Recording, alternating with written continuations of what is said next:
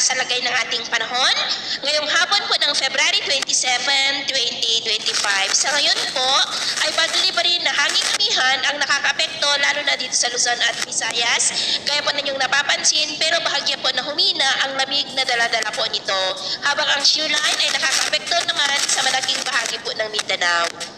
At sa ating pong long range forecast, consistent pa rin naman na walang bagyo na namamataan na tatawid po sa ating kalupaan for the next 2 weeks pero hindi pa rin inaalis ang posibilidad na may sama ng panahon na maaari na mabuo sa silangan ng ating bansa sa susunod na mga araw.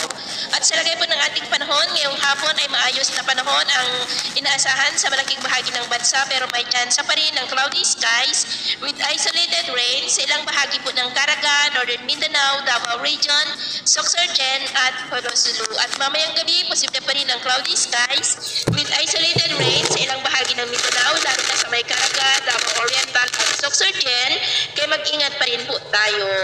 Sa atin naman pong mga baybayin, maalon po ngayon sa mga baybayin ng silangan ng Sorsogon, Northern Seaboard ng Eastern Samar, Northern Seaboard ng Northern Samar at silangang mga baybayin ng Mindanao ng mga alon po dyan ay posible na aabot hanggang sa 2.3 to 3 meters high. Kaya hanggat maaari po ay iwasan na muna natin ang papalaot dyan sa mga may kulay pula para po mas makaiwas sa mga sakunang